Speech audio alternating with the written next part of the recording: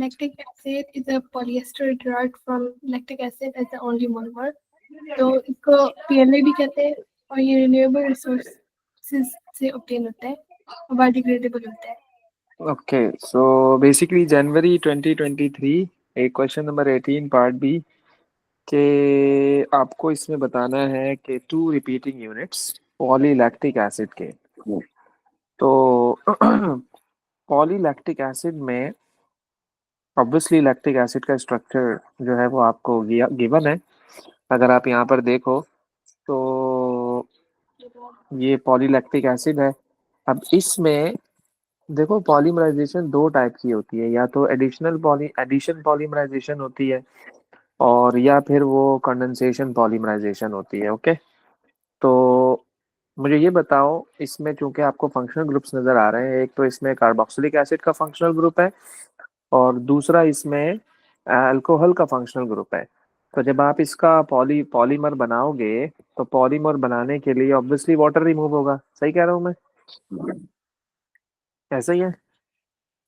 जी sir. तो इसको अगर मैं कॉपी करूं तो ये कुछ ऐसा है।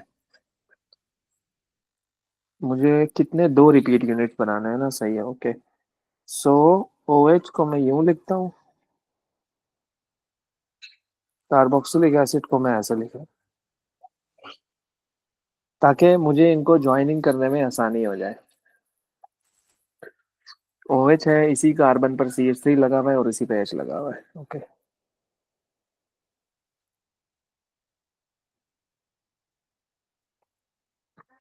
ऐसा ही एक और भी है।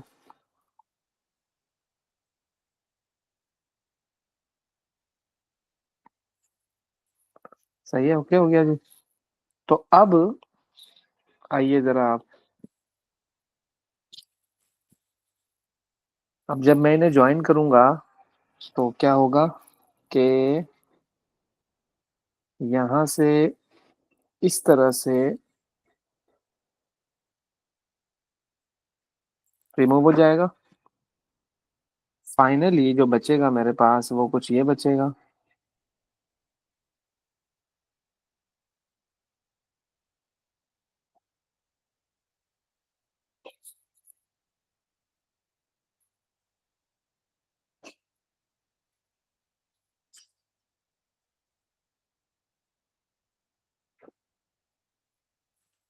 सही लिखा है मैंने?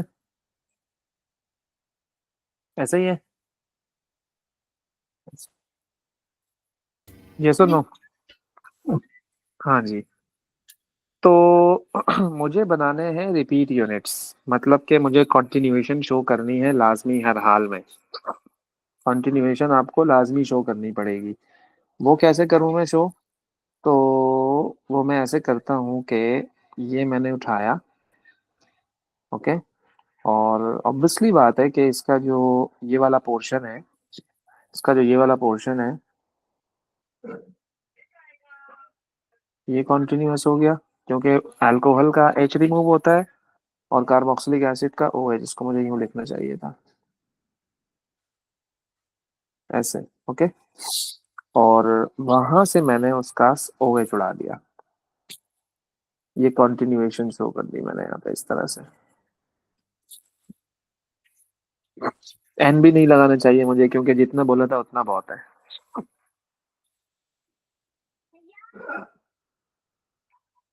सही है? पूरा है? कंप्लीट है ये? Yes sir. Yes. Lactic acid is converted into compound X, which is then polymerized to form PLA. Okay. The empirical formula of X is C3H4O2 and its molar mass is 144 grams per mole. Determine the molecular formula of X. क्या कहती है?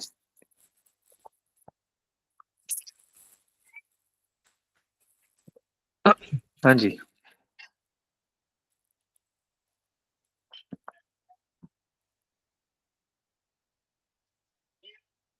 C3H4O2 का 72 है math, और जो okay, divide करेंगे 144/72। इसका कितना है? 72 आ रहा है। जी। ओके, सो जब हम डिवाइड करेंगे तो फिर 2 आएगा। 144 से अराउंड 72 आंसर क्या आएगा? 2। तो फिर मैं क्या करूंगा, इसको फाइनली ऐसा ही है, ये सब ये आपका मॉलिक्यूलर फॉर्मूला है। चलें जी, a simplified high resolution proton NMR spectrum of X is shown. The numbers above the peaks are the relative peak areas. Note that the chemical shifts for X are different from the general values in the data booklet. State what the number of peaks, their relative peak areas, and splitting pattern show about the structure of X. अच्छा, ये high resolution है, okay, so means that this is your doublet. Doublet shows के इसके number में एक hydrogen है,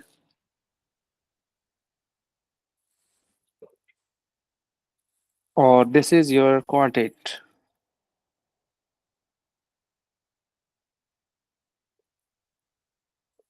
quartet means कि इसके नेबर में 3 हाइड्रोजन है।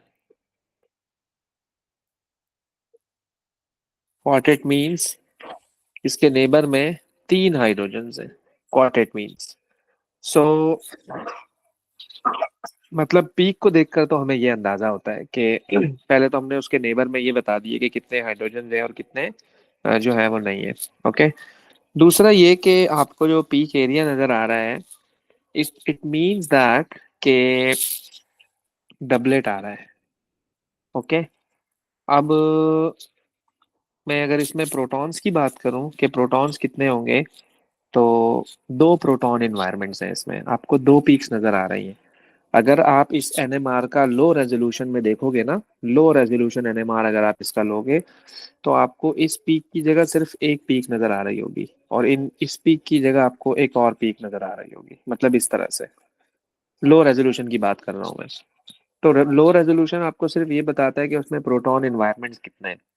ये तो हाई रेजोल्यूशन है, इसमें तो उसने आपको फर्दर और इलैबोरेट कर दिया कि उसका स्ट्रक्चर किस तरह का है। लेकिन ओवरऑल अगर मैं इसको देखूं तो मुझे ये नजर आ रहा है कि 2 पीक्स मींस कि there are 2 proton environments, that's it. दूसरा ये कि इन दोनों पीक्स को देखकर मुझे ये आइडिया हो रहा है कि ये वाली जो पीक है, इसमें as compare to this 3 time hydrogen है। अगर इसमें एक प्रोटॉन है, हाइड्रोजन है, उसमें 3 हाइड्रोजन है। दूसरा ये कि स्प्लिटिंग इन दोनों की अगर आप देखो, इन दोनों की स्प्लिटिंग अगर आप इनको देखो, तो इसके नेबर में कितने हाइड्रोजन है? 2। तभी तो इसका ट्रिपलेट आ रहा है, क्योंकि हम फॉर्मूला क्या अप्लाई करते हैं, ऑलवेज n+1, ऑलवेज n+1। और इसकी स्प्लिटिंग अगर आप चेक करो बेटा, तो ये क्वार्टेट आ रहा है। ये क्या आ रहा है? क्वार्टेट आ रहा है। क्वार्टेट का मतलब इसके नेबर में कितने हाइड्रोजन होंगे? 3 हाइड्रोजन होंगे। तो n+1 जब मैंने यहाँ अप्लाई किया, तो ये 3+1 क्या हो गया? 4 हो गया। तो मतलब कि इसका क्वार्टेट आ रहा है। तो जो आपके पास हाई रेजोल्यूशन प्रोटॉन एनएमआर होता है, वो आपको ये सब इंफॉर्मेशन दे रहा होता है। अब मैं इसको लिखूं कैसे? सबसे पहले तो मैं लिख देता हूं कि there are two peaks, there are two peaks that shows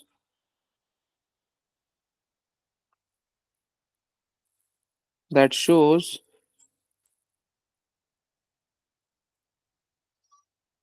2 proton environments,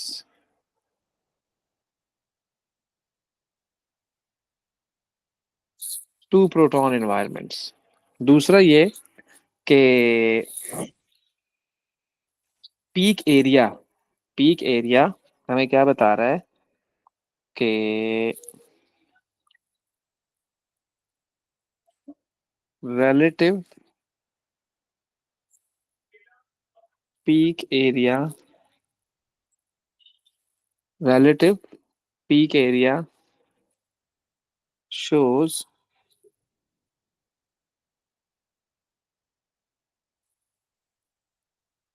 that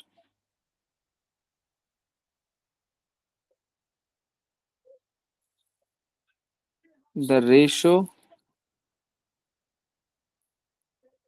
is 1:3। Okay. अच्छा, और इससे हमें क्या इंफॉर्मेशन मिल रही है कि splitting pattern shows splitting pattern shows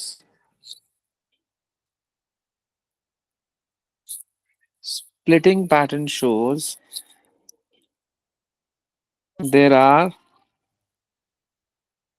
two adjacent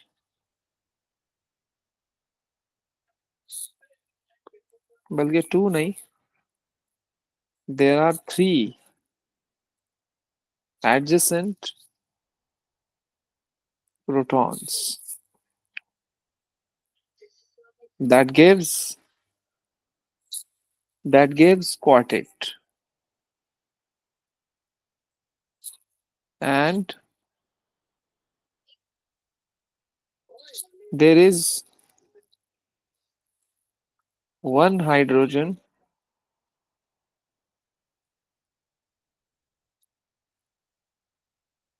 that gives doublet। okay, that gives doublet।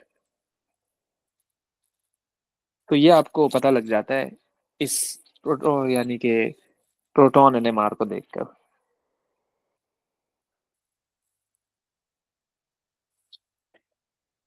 चलें जी, अब क्या कह रहा है, simplified carbon 13 NMR spectrum of x is shown. Sample वही है अभी भी, पहले इसका उसने आपको प्रोटॉन एनएमआर दिया, अब आपको नीचे क्या दे दिया उसने, कार्बन एनएमआर। कह रहा है ये कार्बन एनएमआर है। State what additional information about the structure of x is given by this spectrum. तो इसमें टोटल 3 पीक्स आ रही हैं, मतलब समझ जाओ कि इसमें 3 कार्बन हैं, 3 कार्बन के इन्वायरमेंट हैं। इसमें क्या है, 3 कार्बन के इन्वायरमेंट्स हैं। सो मैं क्या कहूंगा, number off peak shows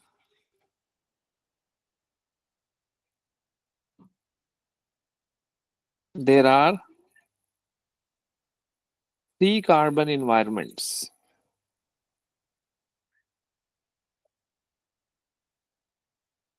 there are 3 carbon environments। Okay. और दूसरा, इस पीक को देखकर और क्या पता लग रहा है कि अगर आप इस पीक को देखो, ये पीक आपको नजर आ रही है अराउंड, यू कैन से 170 पर, ऐसे ही है, 160 70 80 और सिक्स ना सॉरी, ये आपके पास आ गई 60, ये 70, ये 80, ये 90 और ये 200। बिल्कुल सेम सेम डिस्टेंस में मैं रख रहा हूँ, देखो तो ये अराउंड 170 पर। अगर आप अपने डाटा बुकलेट से जाकर देखो तो आप देखना कि 170 पर किसकी पीक आती है। लाइक कार्बोक्सिलिक होता है, अल्कोहल होता है, एस्टर होता है, कीटोन होता है, एमाइड होता है, बेंजीन होता है, एल्कीन होता है, हेलोजिनो एल्केन होता है, कौन होता है। तो जब आप 170 पर अराउंड जाकर देखोगे, क्योंकि ये peak in the for in the sense like concentration जो है वो पीपीएम है, बिल्कुल स्मॉलेस्ट कॉन्सेंट्रेशन का यूनिट होता है ये, पार्ट्स पर मिलियन। तो 170 पर जो पीक आती है ना, वो आती है एस्टर की। तो आप इसमें ये कहोगे कि 3 कार्बन इन्वायरमेंट्स हो गए, दैट्स इट, दैट्स इट। दूसरा ये कि आपको पीक की हाइट सेम नजर आ रही है। ये एक एक चीज इसमें बड़ी काम की होती है, पता है आपको, पीक हाइट अगर सेम हो तो आप क्या कहोगे, ये सारे सेम सेम इन्वायरमेंट हैं। सेम इन्वायरमेंट का मतलब क्या होता है पता है, कि ये सारे सेम कार्बन एटम्स हैं। अगर डिफरेंट डिफरेंट कार्बन एटम्स होते हैं ना, तो पीक की हाइट चेंज होती रहती है। अब मोस्ट प्रॉब्ली वो नीचे स्ट्रक्चर भी पूछ लेगा आपसे कि अब इसका स्ट्रक्चर भी बनाकर दिखा दो। तो 3 कार्बन इन्वायरमेंट्स आपको पता लग गए। और दूसरा ये कि chemical shift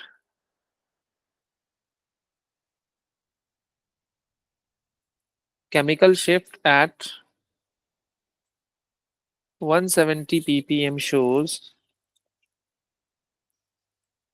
X contain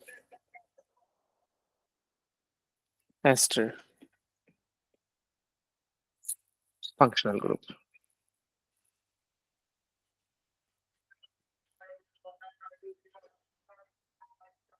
okay, तो ये आपको बता रहा है। देखा, पूछ लिया ना स्ट्रक्चर, क्योंकि वो जब इतनी डिटेल आपसे पूछ रहा है, इतनी पीक्स आ रही हैं और ऐसा हो रहा है वैसा हो रहा है, आपको कार्बन भी पता लग गया, आपको हाइड्रोजन भी पता लग गया, इन दी एंड पूछ लिया ना उसने कि आप उसका स्ट्रक्चर भी बनाकर दिखा दो। तो structure of X using the information from B2 to B5 B4। तो कार्बन आपको पता लग गया ना कि कितने, 3 कार्बन है। अब 3 से ऊपर नहीं जाना तुमने, ये याद रखना मेरी बात। और एक चीज और, कि ये जो आपको प्रोटॉन एनएमआर में जो इन्वायरमेंट सबको नजर आ रहे थे बेटा, 2 इन्वायरमेंट होने चाहिए, सिर्फ 2 इन्वायरमेंट्स बस। सिर्फ 2 इन्वायरमेंट्स होने चाहिए, बार बार कह रहा हूं मैं आपको, सिर्फ 2 इन्वायरमेंट्स होने चाहिए। तो अब कैसे करें 2 इन्वायरमेंट्स हम यहाँ पर, किस तरह से स्ट्रक्चर बनेगा, और आपको ये भी पता लग गया कि यार ये एस्टर है, आपको ये भी पता लग गया कि ये क्या है, एस्टर है। ओके हो गया। चलो मैं एक काम करता हूँ, जब मुझे एस्टर का पता लग गया तो मैंने सोचा, मैंने कहा यार 3 कार्बन है, ट्राई करके देख लेते हैं, चलो ये लो, मैंने एस्टर बना दिया बेटा, गौर से देखिएगा जरा। 3 कार्बन का बनाना है ना, चलो ये मैंने ये कर दिया, सही है जी, ये एस्टर बन गया 3 कार्बन का। जस्टिफाई करो ना अब इसको, आपने बना तो लिया, अब इसको जस्टिफाई भी करो भाई। जस्टिफाई कैसे करें?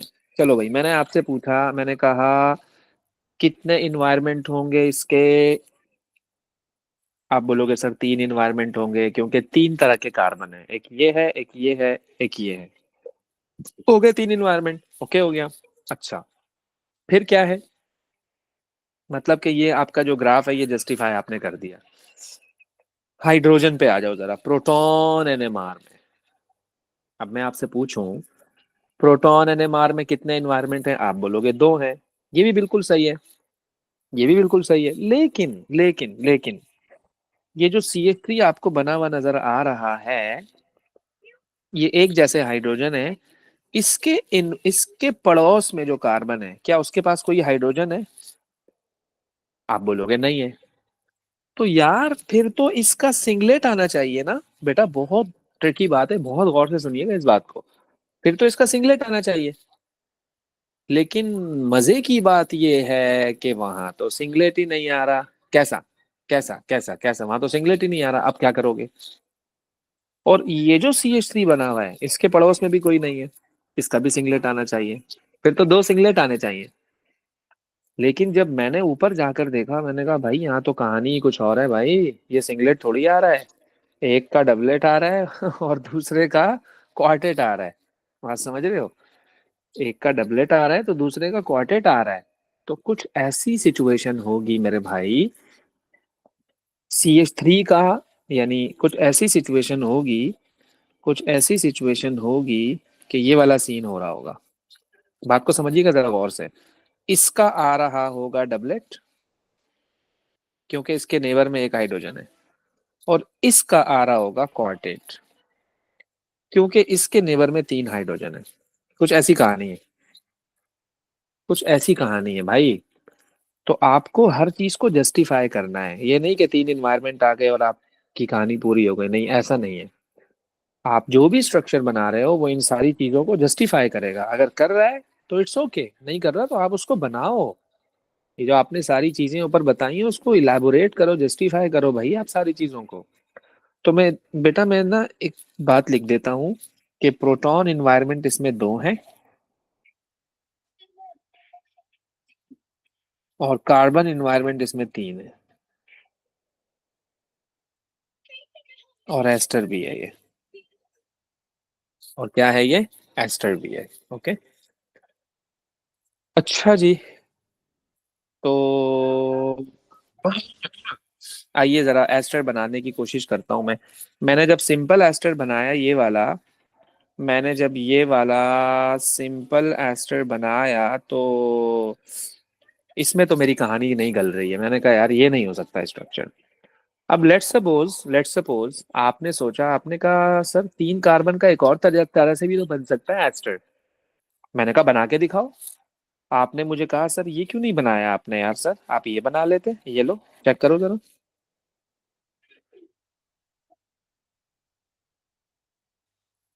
ये क्यों नहीं बनाया आपने? मैं भी कह रहा हूँ ये बन सकता है। इट्स पॉसिबल यार, ये भी एस्टर है 3 कार्बन वाला। इसका नाम है इसका नाम है इथाइल मिथानोएट। और उस वाले का नाम है मिथाइल इथानोएट।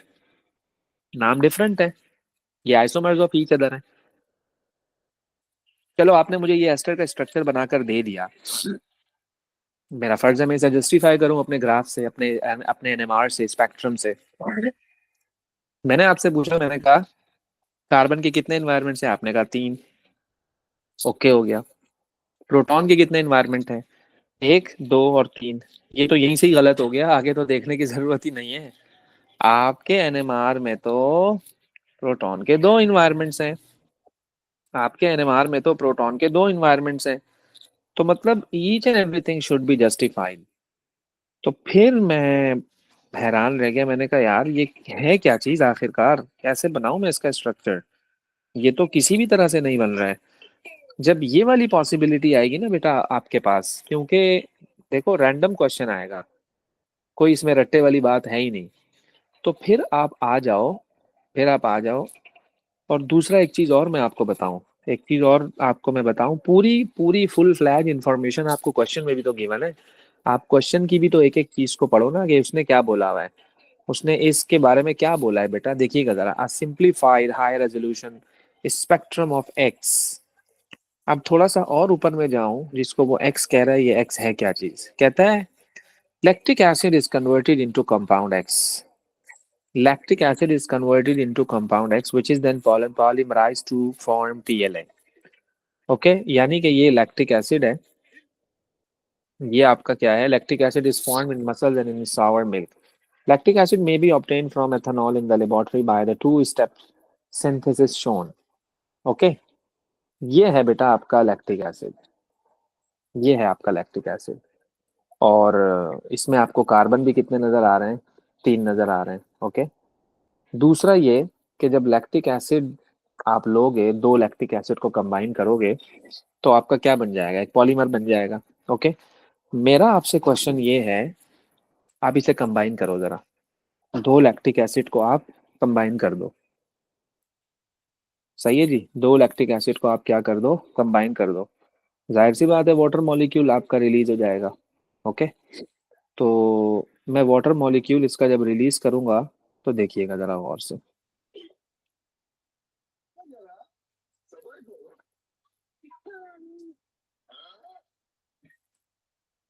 ये मेरे पास एक है।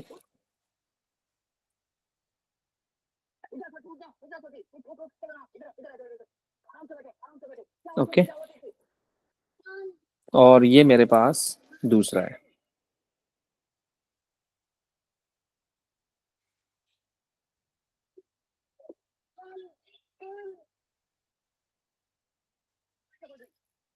सेट हो गया जी। मैं इसको ना थोड़ा सा फ्लिप कर देता हूँ। मैं इस स्ट्रक्चर को फ्लिप कर देता हूँ कुछ ऐसा।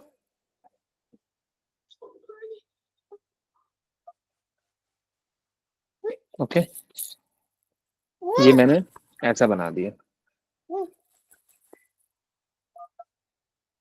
मैंने 2 लैक्टिक एसिड। अब दोनों आपस में इन्होंने क्या किया, इस अल्कोहल का H और इसका OH चला गया, और इसका OH और इसका H चला गया। अब आप इसको क्या करो बेटा, ज्वाइन करो इसको आप। जब आप इसको ज्वाइन करोगे तो ऐसे ज्वाइन होगा, ये और से देखिएगा जरा।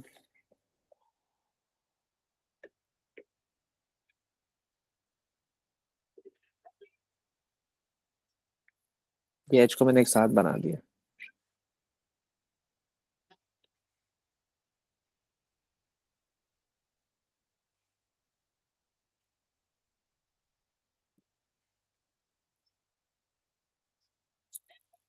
ऐसे होगा। अब ये मेरे पास बन गया। मैंने आपको कहा, मैंने कहा यार आप जरा ये देखिएगा कि इसका क्या आएगा। आप बोलोगे सर इसका क्वार्टेट आएगा। मैं पूछूंगा क्यों आएगा, आप बोलोगे सर इसके नेबर में 3 हाइड्रोजन है, तो 3 + 1 4। मैं पूछूंगा यार इस CH3 का क्या आएगा, आप बोलोगे डबलेट आएगा।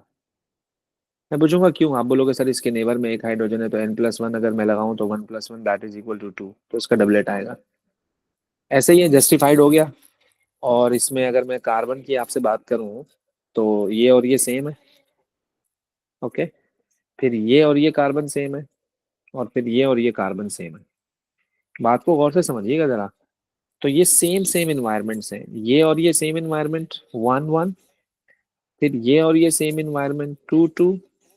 फिर ये सी डबल बॉन्ड और सी डबल बॉन्ड और सेम इन्वायरमेंट तो 3 3। तो टोटल मुझे इसमें कितने कार्बन के इन्वायरमेंट मिले, 3। और प्रोटॉन के भी मुझे 2 इन्वायरमेंट मिले। सही है, प्रोटॉन के भी मुझे 2 इन्वायरमेंट मिले, ये और ये एक, और ये और ये दो। और तो कहीं प्रोटॉन है ही नहीं, हाइड्रोजन है ही नहीं, तो मैं इसको कंसीडर भी नहीं करूंगा। ये है आपका स्ट्रक्चर जो आपके दोनों स्पेक्ट्रम को जस्टिफाई कर रहा है। देख रहे हो आप। तो एक्सटेंसिव नॉलेज आपको होनी चाहिए NMR की, otherwise you won't able to even attempt the question. क्योंकि आपका दिमाग 10 जगहों पे चल रहा होना चाहिए एक साथ, 10 जगहों पे। ये किया तो ये आया, इतनी पीक आ रही है तो ये होगा, तो ये होगा, तो ये होगा, ये ऐसे करना है आपको। Okay.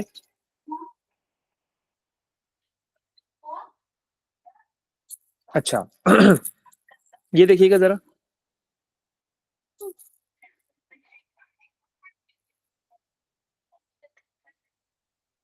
Carbonyl compounds are usually reduced in the laboratory using complex metal hydrides such as lithium tetrahydride. The metal hydride, ये select state the essential condition for using lithium aluminium hydride.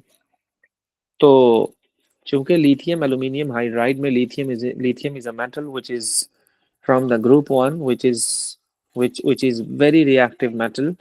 Okay. तो आपको इसको पानी से बचाना है, बस ये याद रखिएगा। सही है ना। पानी से आपने इसको बचाना है। तो एनहाइड्रस रखना है यानी आपको इसको। तो इसमें हम एसेंशियल कंडीशन क्या कहते हैं कि we should use dry ether as a solvent. पानी में नहीं डालना आपने, पानी में नहीं डालना आपने इसे। तो हमने क्या लिखा है यहाँ पे, ड्राई एथर। ओके। ड्राई एथर, ये हमेशा की कंडीशन है इस रिड्यूसिंग एजेंट की, ड्राई एथर यूज करते हैं हम हमेशा। क्योंकि रिएक्टिव होता है ना मेटल, इस वजह से। तो अगर आपने उसको वाटर में डाल लिया तो एक्सप्लोजिव इन नेचर है, तो वो रिएक्शन कर लेगा। तो इसको अवॉइड करने के लिए हम इसमें क्या करते हैं, ड्राई एथर में इसको डालते हैं। अच्छा। दूसरा, नेक्स्ट करो, देखो, complete the mechanism for the reduction of propanone with lithium aluminium hydride showing the structure of the intermediate and of the final product, include curly arrows and relevant lone pairs and dipoles. Yes, इसका mechanism आपको बनाना है। और आपके पास ketone है, इन्होंने H- भी दिया हुआ है। ये हाइड्रोजन किसने दिया है, ये रिड्यूसिंग एजेंट ने दिया है आपको, यानी कि लिथियम एल्यूमिनियम हाइड्राइड ने दिया है आपको। क्या कहती हो। पहले तो आप डायपोल बना दो, पार्शियल नेगेटिव है, और ये क्या है, पार्शियल पॉजिटिव है। ओके। वो पार्शियल पॉजिटिव नेगेटिव इसलिए क्योंकि oxygen is highly electronegative, that's why, this is the reason. Okay. ये हो गया। अब हुआ ये कि चूंकि it has one lone pair, तो इसने अटैक किया किस पर, आपके कार्बन पर। जब इसने कार्बन पर अटैक किया तो अल्टीमेटली कार्बन के साथ 4 बॉन्ड से ज्यादा नहीं बन सकते। तो ये इलेक्ट्रॉन उठकर, ये जो 2 इलेक्ट्रॉन है, ये उठकर कहाँ चले गए, ऑक्सीजन के पास। जब ये ऑक्सीजन के पास चले गए तो आप इसे कैसे लिखोगे, देखिएगा जरा। ये कार्बन है, ये सिंगल बॉन्ड आ गया, ऑक्सीजन पे फुल नेगेटिव चार्ज आ गया क्योंकि इसके पास लोन पेयर आ गए हैं। कार्बन के साथ 2 CH3 ऑलरेडी अटैच्ड है, कार्बन के साथ 2 CH3 ऑलरेडी अटैच्ड है, ये आ गया। और ये नया एच आकर लगा है। सेट हो गया जी। अब होगा क्या कि नेगेटिव चार्ज आ गया। अब ये जो लोन पेयर्स हैं ये प्रोटॉन पर अटैक करेंगे एंड फाइनली लोन पेयर से एरो आना चाहिए ना, टेक्निकल एरर है ये। लोन पेयर से आएगा and finally you will see this product.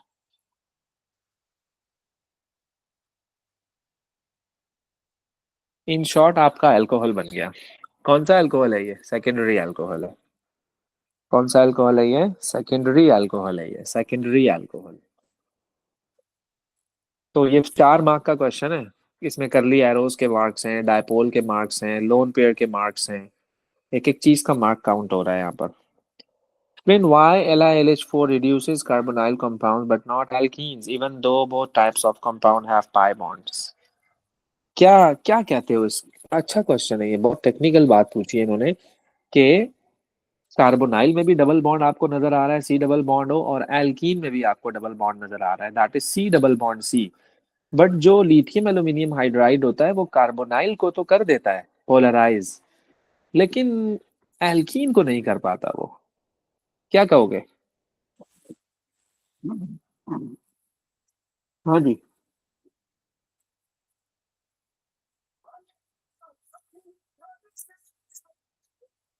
Any possible answer क्या कहती है उसका? फॉर्म क्या कहते हैं?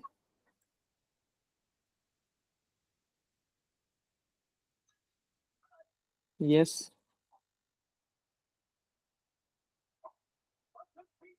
I'm not sure, sir. Okay. अगर मैं इन दोनों का कंपैरिजन कराऊं तो जो कार्बन ऑयल का जो कार्बन डबल बॉन्ड ऑक्सीजन है एक पोलर बॉन्ड। अब आप पूछोगे क्यों है? क्योंकि different elements attached, carbon is different and oxygen is different, so they are different, this is polar. Electrons are not evenly distributed. जबकि कार्बन कार्बन डबल बॉन्ड में this is an alkene, electrons are evenly distributed, evenly distributed. तो वो which makes it non-polar, which makes it non-polar, remember। दूसरा ये कि जो आपका carbon carbon double bond है ना, वो इलेक्ट्रोफाइल्स को अट्रैक्ट करता है। मेरी बात को गौर से सुनिएगा जरा, वो इलेक्ट्रोफाइल को अट्रैक्ट करता है बेटा। ये न्यूक्लियोफाइल है भाई। H minus is nucleophile, nucleus loving. H is minus, nucleus को लव करता है। Nucleus is positive, nucleus is positive. तो जो नेगेटिव चीज होगी वो इलेक्ट्रॉन के पास कैसे जाएगी? मतलब हाउ इज दैट पॉसिबल कि वो इसके पास जा रहा है? यार ये तो ऑलरेडी इलेक्ट्रॉन्स है मेरे भाई। अब आप बोलोगे सर चार्ज बना लेना यहाँ पर, इस तरह से यहाँ पे चार्ज बना लें। ओके, चार्ज क्यों नहीं बनाया आपने? चार्ज में कैसे बनाऊं? आप बोलो ना, चार्ज में कैसे बनाऊं? ये तो नॉन पोलर है। चार्ज तो हम पोलर पे बना रहे होते हैं क्योंकि दोनों सेम सेम है। H2N2O2F2Cl2 Br2 I2 ये सारे क्या है? डायटोमिक हैं, सेम एटम से बने हुए हैं। They are all non polar, they have no charge. तो मैं कैसे चार्ज बना दूं उसमें अपनी मर्जी से? तो इसलिए बड़ी टेक्निकल बात है ये। तो I am suppose to write कि जो आपका सी डबल बॉन्ड ओ वाला ऑक्सीजन है is polar bond, is polar bond due to highly electronegative oxygen atom,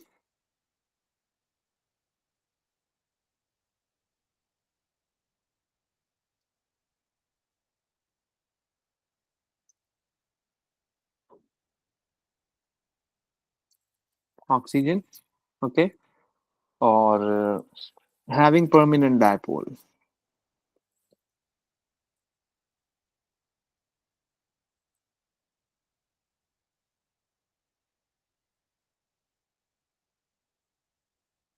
having permanent dipole. So H minus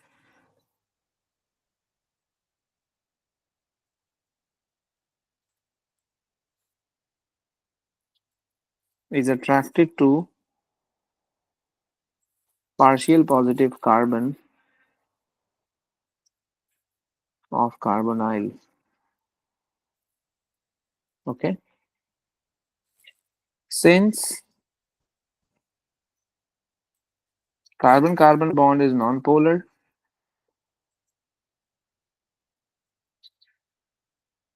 as electrons are evenly distributed.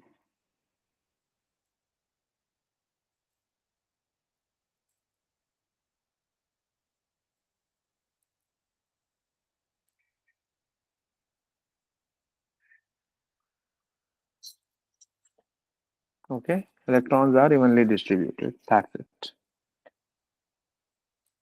Cracking reactions are used to obtain more useful compounds from the alkanes found in crude oil. An equation for the cracking of butane is shown. सही है, okay. Calculate the entropy change in the system for the cracking of butane. Include a sign and unit with your answer. Answer बताइएगा जल्दी फटाफट मुझे. जल्दी से match करेंगे फिर फटाफट. जल्दी बताओ. You know the formula, that is Pakistan Railway. Product minus reactant. Product minus reactant.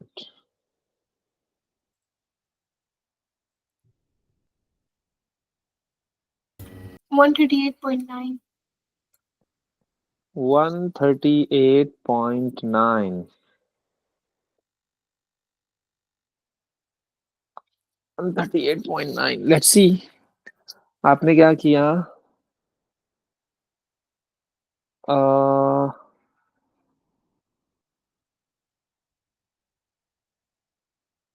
229.5,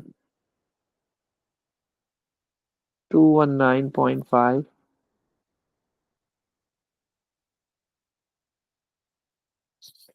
ऐसे ही किया इसका. जी. तो 138.9. What's the unit for entropy? और पॉजिटिव आ रहा है आंसर.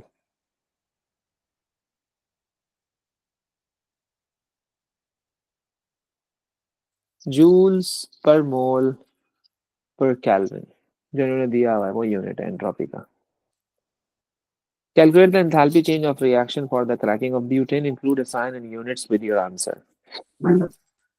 एंथैल्पी का क्या फॉर्मूला होता है? बोलो. Products minus reactants. Same formula. तो ये भी हो जाएगा. -84.7. This is your product plus 52.2 minus reactant 126.5. क्या आंसर आया? 94. 94. पॉजिटिव.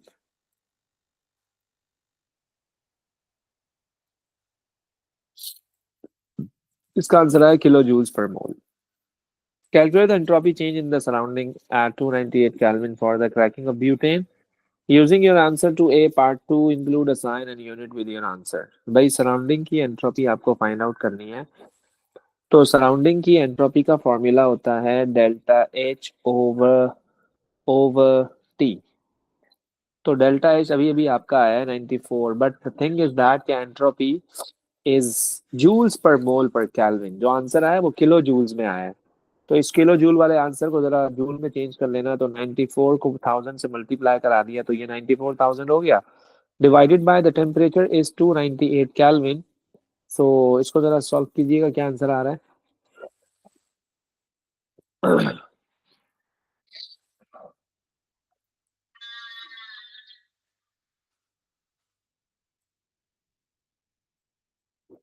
तो ऑटोमेटिकली आपका आंसर आ जाएगा जूल्स पर मोल पर केल्विन में. क्या आंसर आया? 315.44. सही है. टोटल एंट्रोपी चेंज कैसे फाइंड आउट करोगे? System plus surrounding.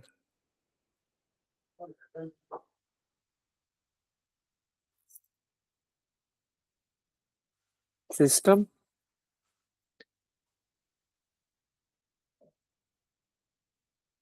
Plus surrounding. System is this. 138.9 surrounding is this.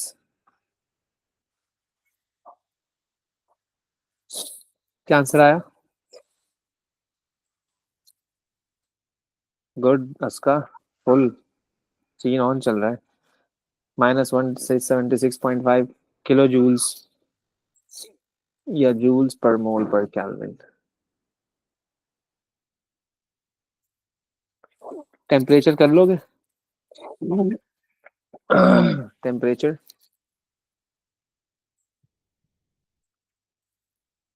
calculate the temperature at which the cracking reaction becomes feasible. Cracking reaction becomes feasible, तो क्या कहते हो?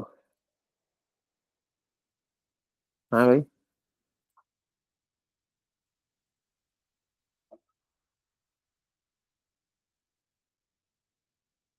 Delta delta S of system is equal to delta H over T. Okay, delta H over T. So अब यहाँ से आप T निकाल लो, T निकाल लो यहाँ से आप टेम्परेचर।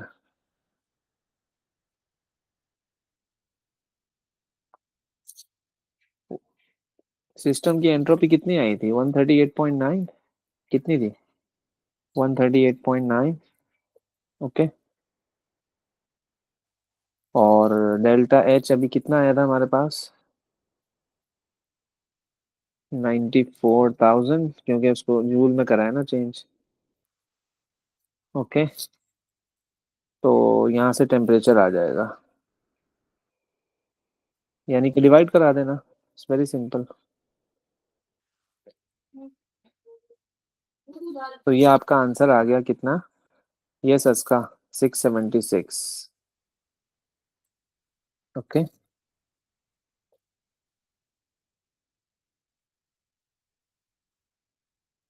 केल्विन में।